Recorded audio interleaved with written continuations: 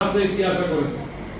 উনি বললেন তোমার কাছ থেকে আশা করি তুমি যদি এই যুদ্ধের সময় আমার সাথে থাকতে, এর থেকে বেশি বড় পাওনা আমার কাছে আর কিছু ছিল না।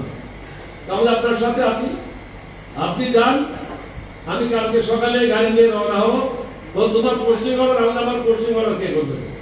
আমি কোন ম্যাডার আন্ডার আসি? আমি যখন বিদ্রোহ করেছি আমি কোন সংবিধান মেনে করেছি? আমি কোন ধর্মের চিন্তা করেছি? আমি তো নিজেই বিদ্রোহ করেছি। সুতরাং অর্ডার কিসের? ওসমানীর অর্ডার নিয়ে আমি কোনো মানে যাবো না। আমার জিপ, আমার অর্ডার, আমার বন্ধু, এ হলো আমার সাথী। পরের দিন সকালে আমি তুরাতে চলে গেলাম। তুরাতে গিয়ে জঙ্গল পরিষ্কার করে ব্রিগেড হেডকোয়ার্টার সেট আপ করলাম।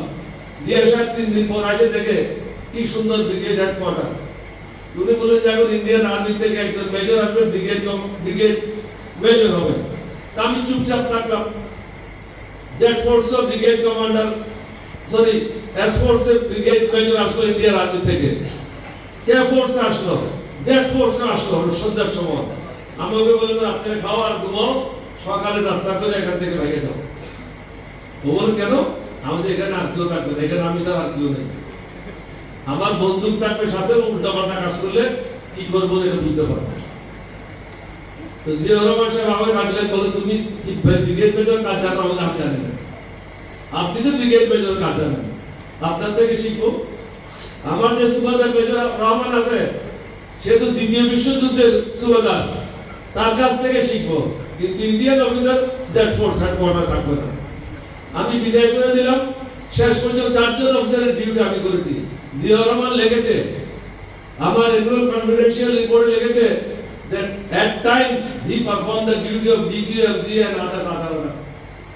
আমি যেটা বলতে চেয়েছিলাম, আমি যে ব্রিগেড মেজর ছিলাম, সেনাবাহিনীতে এই অর্ডারটা হয় নাই। 1971 হয় নাই, 1972 হয় নাই, 73 হয় নাই, 74 হয় নাই, 75 আমি যখন আর্মি হেডকোয়ার্টার আসলাম, তখন মিলিটারি সেক্রেটারি ছিল ব্রিগেডিয়ার নাসিম, পরে সেনা প্রধান। তাকে আমার অফিসে ডেকে পাঠালাম, আমি আজকে সন্ধ্যার মধ্যে এটা অর্ডার হবে। দেখ ক্যাপ্টেন অলিভাস ব্রিগেড মেজর এই পিরিয়ড থেকে এই পিরিয়ড পর্যন্ত। আপনি শুধু বৈষম্য বাইরে হয়, এটা না, আর্মিতেও আমার প্রতি বৈষম্য হয়েছিল।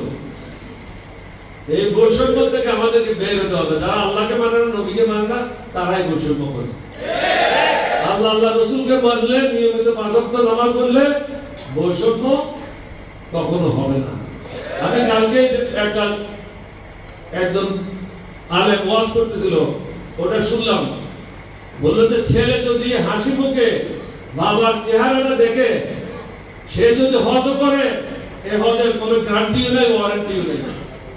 কিন্তু বাবার যে হাসি মুখে মুখটা দেখলো, এটা একটা হজের সওয়াব হয়ে গেল। যেখানে মা বাপকে এত ইজ্জত দিয়েছে আল্লাহ রাব্বুল আলামিন, সেই কথাটাই তো আমিরে বলেছিল।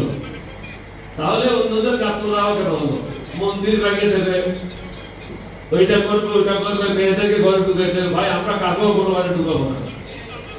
আমরা ঢুকাবো চোরদেরকে জেলে, দুর্নীতিবাজদেরকে জেলে, চাঁদাবাজদেরকে জেলে। বাকি যারা ভালো মানুষ তারা প্রকাশ্যে ঘুরে বেড়াবে। আপনাদের সবাইকে ধন্যবাদ। বাংলাদেশ জিন্দাবাদ। আসসালামু আলাইকুম ওয়া রাহমাতুল্লাহ।